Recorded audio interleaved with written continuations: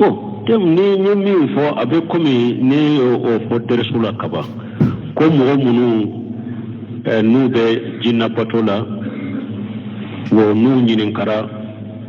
ko nu ba fo nu kiya jora qiyama keneka ba fo ko alakan hari alakan sagi wo an kata cidon no pato kumundo nyato o kera nyode fo minye nyato o kera tauhidin de bilala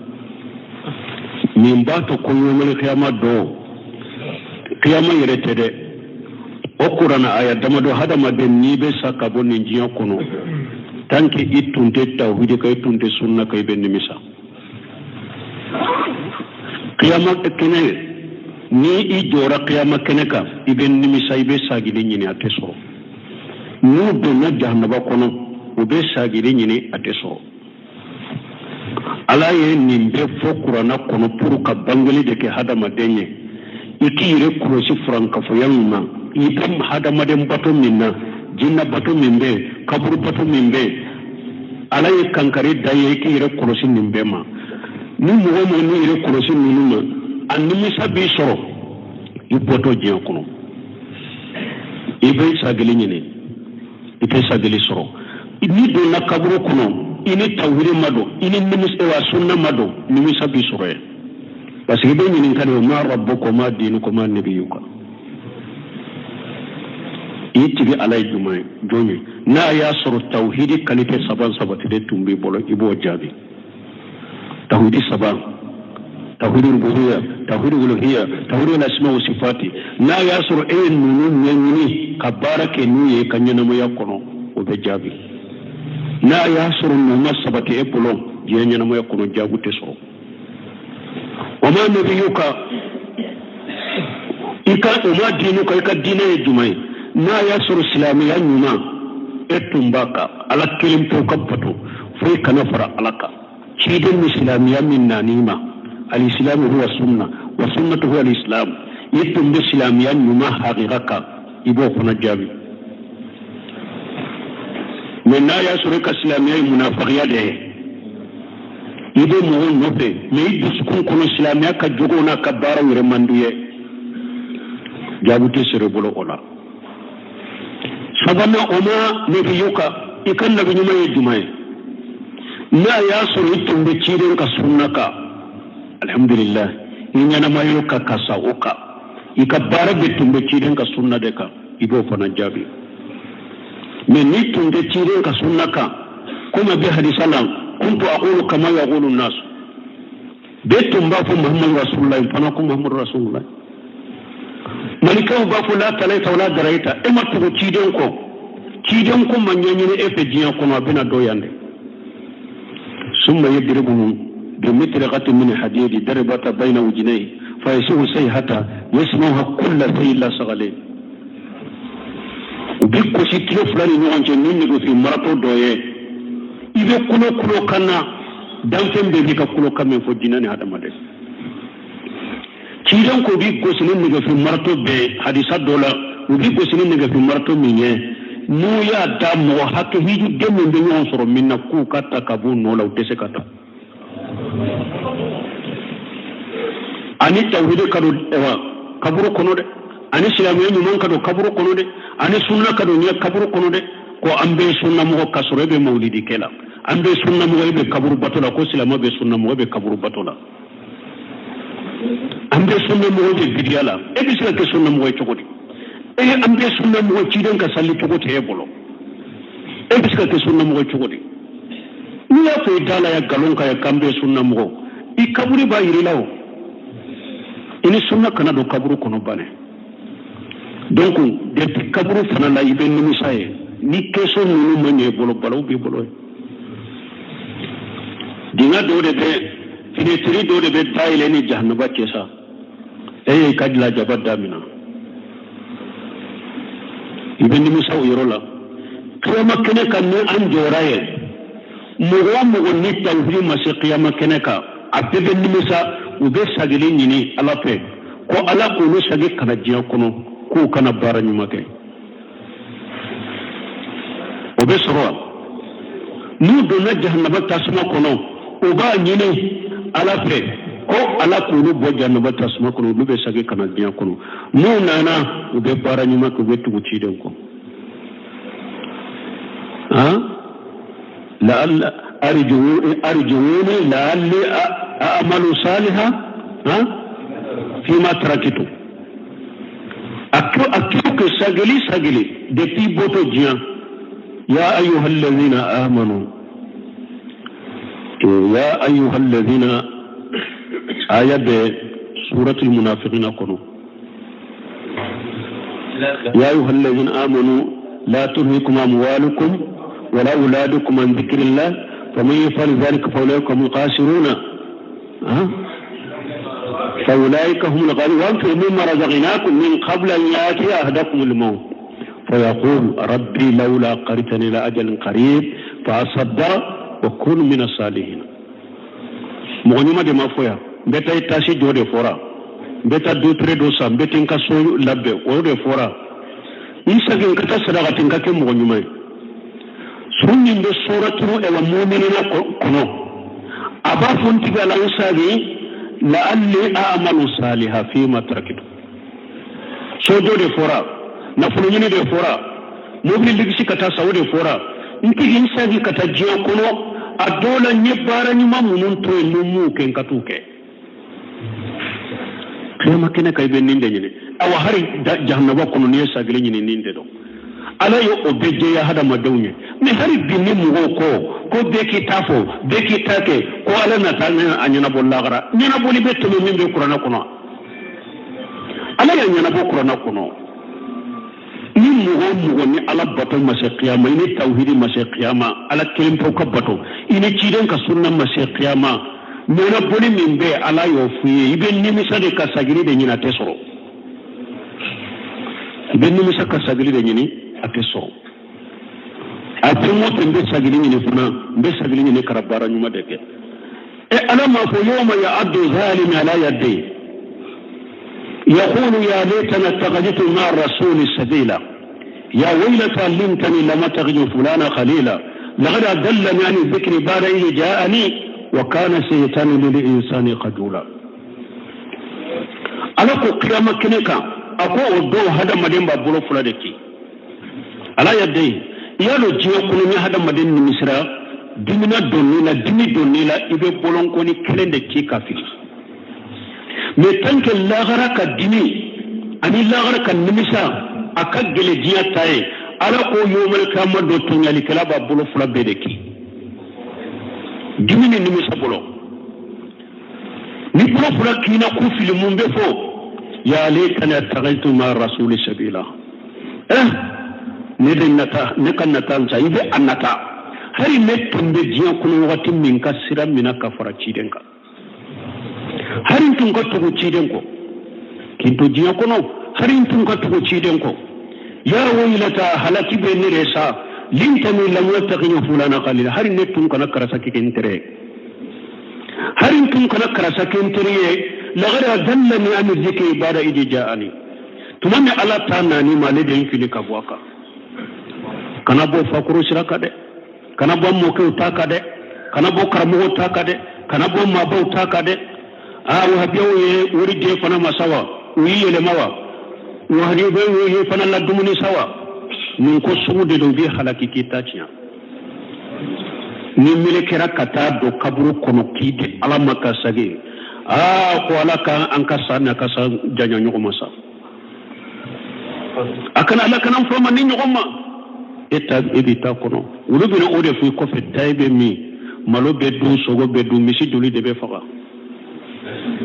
yesiri ki di alama ibe togo mi kaburu kono ni ala ci kelem tawni ala de bado bate fate terite burante beti di alama kana tilum ka ki ko fe ya waylata lintani lam taghju fulana qalila laqad dallani an dhikri badaji jani halintum kana karasamna ka kinteriye tumame ala tanani malide yifili kabwaka wa kana al-insanu lil-insani qajula wa kana shaytan lil-insani qajula aw laqu shaytanu hada man illa mal bagade abilla sutede kibila ala soso da yala soso dora boray koro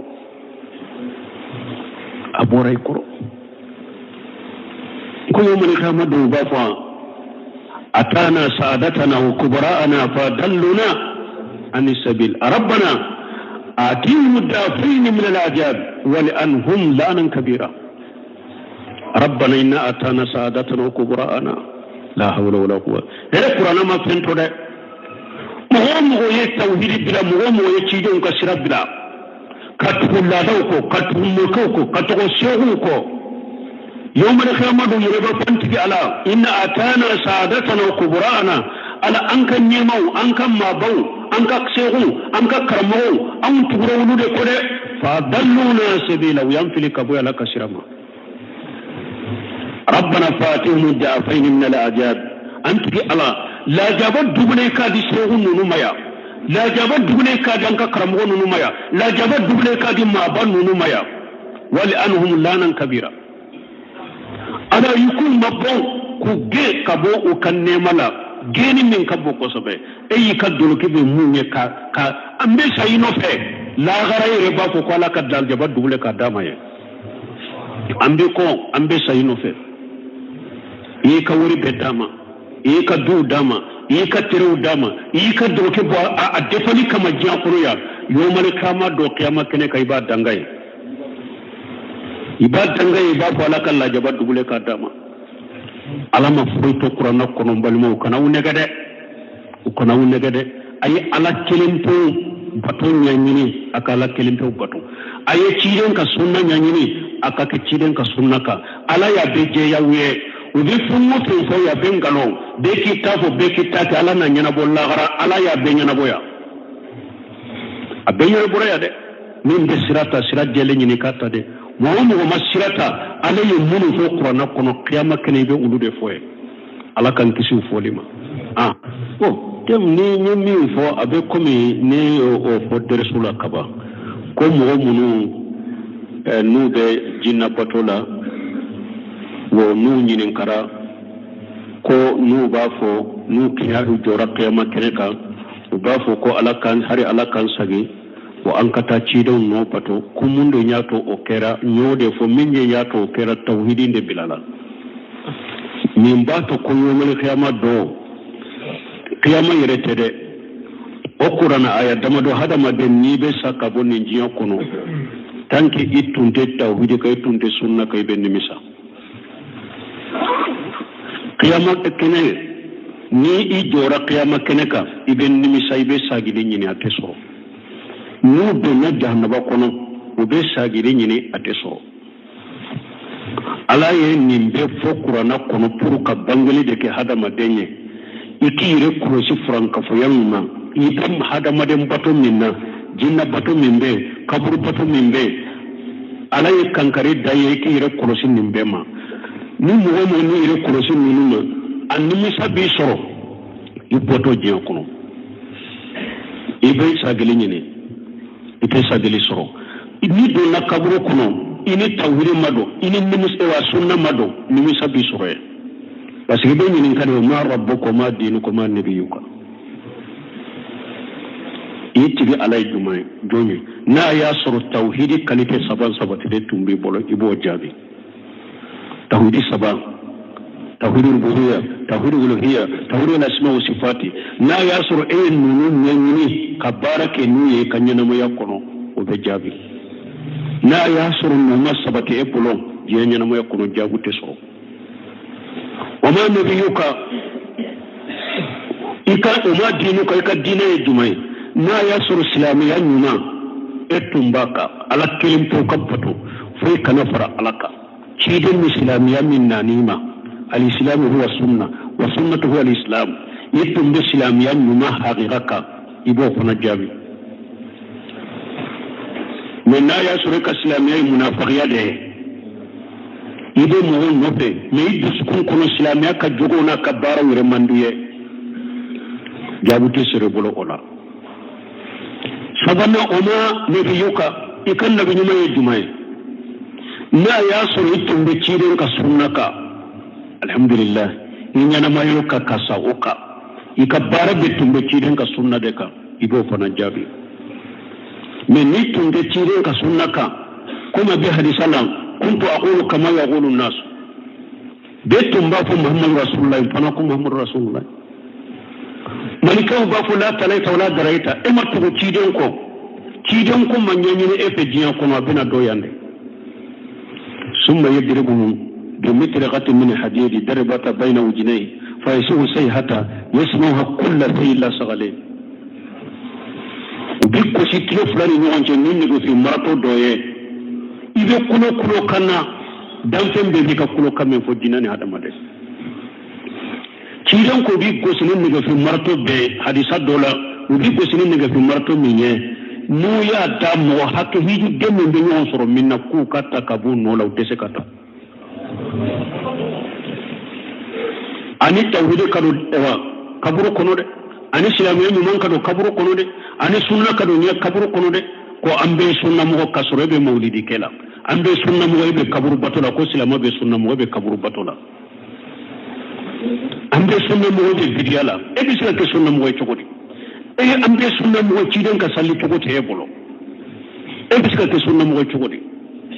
ni ya fe dala ya galon ka ya kambe sunna mo I kaburi ba yiri lawo ini sunna kana do kaburu kono bane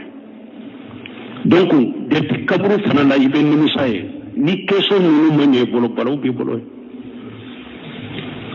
dinga do de be finetri do de be tayle ni jahannaba kesa kadla jabadda mina ibn musa yorola kiyama kene kan ne an joraye mugo ni tawhid masi qiyama kene ka abbe ni musa ube sagili nyini ala pe ko ala ko no sagi kana jiya kono ko kana bara nyuma ke obe soro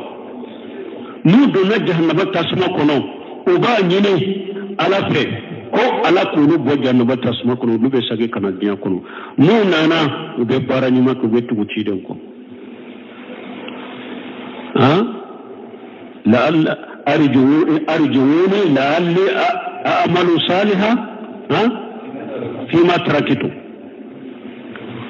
أكيوك سجلي depuis بوتو جيان يا أيها الذين آمنوا آية سورة المنافقين كنوا يا أيها الذين آمنوا لا تلهكم أموالكم ولا أولادكم عن ذكر الله فمن يفعل ذلك فأولئك هم الخاسرون فأولئك هم الغالبون وأنفقوا مما رزقناكم من قبل أن يأتي أحدكم الموت فيقول ربي لولا أخرتني إلى أجل قريب فأصدق وأكون من الصالحين مغنيمة دي مافويا بيتا يتاسي جو دي فورا بيتا دو تري دوسا بيتا نكا سو لبه و دي فورا يساقين كتا صدقة نكا كي مغنيمة sunnin be suratunu ewa mu'minina kono aba funti be ala usabi la'alli a'malu saliha fi ma tarakitu sojo de fora na fuluni de fora mobili ligisi kata saudi fora nti hinsagi kata jiya kono adola nyebara ni mamunun to mumu ken katuke kama kene kay be ninde nyine awa hari jahannaba kono ne sagile nyine ninde do ala yo obeje ya hada madawnya me hari binni mugo ko beki tafo beki take ko ala na tanya anyana bollagara nyana boli betto me mimbe qur'ana kono ala ya nyana bo qur'ana kono ni mugo ni ala bato masa qiyama ni tauhid masa qiyama ala kelim to kabato ini ciden ka sunna masa qiyama nyana boli mimbe ala yo fuye ibe ni misade ka sagiri de nyina tesoro ibe ni misaka ka sagiri de nyini ateso atemo tembe sagili ni funa mbe sagili ni karabara nyuma deke ala ma fo yawma ya'addu zalim ala yadi yaqulu ya laitana taqaditu ma ar-rasul sabila ya waylata limtani lama taghju fulana khalila laqad adallani an dhikri ba'da idh ja'ani wa kana shaytanu lil insani qadula ala ko qiyama kineka ako odo hada mademba bolo fula deke ala yadde yalo jiyo kunu ni hada maden ni misra dimina donnila ibe bolon ko ni kelende ki kafiri me tanke lagara ka dimi ani lagara ka nimisa akagele jiya taye ala ko yomal kamado to nyali kala ba bolo fula bedeki dimi ni nimisa bolo ni fura kina ku filimun be fo ya laitani attaqaitu ma rasuli sabila ne de nata ne kan nata sa ibe annata hari ne tumbe jiya kuno wati min ka sira mina ka fara ciden ka hari tun ka tugo ciden ko kinto jiya kuno hari tun ka tugo ciden ko ya waylata halaki be ne resa lintami lam yattaqi fulana qalila hari ne tun kana karasa kikentere hari tun kana karasa kikentere لغد أذلني عن الذكر بعد إذ جاءني تمنى على تاناني ما لدي في لكبوكا كان أبو فكرو شراكا ده كان أبو موكو تاكا ده كان أبو كرمو تاكا ده كان أبو مابو تاكا ده وهبيو ورد فنا مسوا ويه لموا وهبيو فنا لدمني سوا من كسود دوبي خلاكي كيتاچيا نيميل كرا كتا دو كبرو كونو كيد على مكاسغي ko alaka an kasa na kasa janya nyugo masa akan alaka nan fo man nyugo ma eta edita kono wulu bina ode fu ko fe taybe mi malo be du sogo be du misi duli de be faga ye siriki di alama ibe togo mi kaburu ko ni ala ci kelem tawni ala de bado bate fate trité burante biti di alama kana tilum ka ki ko fe يا ويلتى لنتني لم تغجو فلانا قليلا لقد أدلني عن الذكر بعد جاني فأنتم كنا كرسمنا كاكينتريه تمنى على تاناني مالي دي في لكبواكا وكان الإنسان للإنسان قجولا وكان الشيطان للإنسان قجولا أولا الشيطان هذا من الله ملو بغده دي أبي الله سوتي دي كيف بلا على سوسو دي على سوسو دورا بوري كرو أبوري كرو كل يوم القيامة دوبا أتانا سعادتنا وكبراءنا فدلنا عن السبيل ربنا آتيهم الضعفين من العذاب ولأنهم لانا كبيرا ربنا إنا أتانا سعادتنا وكبراءنا لا حول ولا قوة هذا القرآن ما فهمت ده مهم هو التوحيد بلا مهم هو يتشيدون كسر بلا كتب الله دوكو كتب ملكوكو كتب الشيخوكو يوم القيامة يربى فانتك على إن أتانا سعادتنا وكبراءنا على أنك نيمو أنك مابو أنك كسيغو أنك كرمو أنك تقرون لكره فضلونا سبيلا وينفلك أبويا لك سرما ربنا فاتهم الضعفين من العذاب أنتك على لا جابت دبليكا دي سيغو ننميا لا جابت دبليكا دي أنك كرمو ننميا لا جابت دبليكا دي مابا ننميا ولأنهم لانا كبيرا ana yikun mabon ku ge kabo o kanne mala geni min kabo ko sobe e ka doloki be munye ka ambe sayino fe la garay re ba ko ala ka dal jaba dubule ka dama ye ambe sayino fe e ka wori be dama e ka du dama e ka teru dama e ka doloki bo a defani kama jakuru ya yomal kama do qiyama kene kay ba dangay ibadanga ibafu alaka la jabat dubule kadama alama fuito qur'ana kono balmo kana unegade ay ala kelimto baton nyanyini akala kelimto baton ay ciiden ka sunna nyanyini akaka ciiden ka sunna ka ala ya beje yawe udi funmu fo ya bengalo be kitafo be kitati ala na nyana bolla gara ala ya be nyana boya abenya boya de min de sirata jele nyini kata de muhammadu masirata alayhi munu fo qur'ana kono qiyama kene be ulude foye ala kan kisi folima tem ni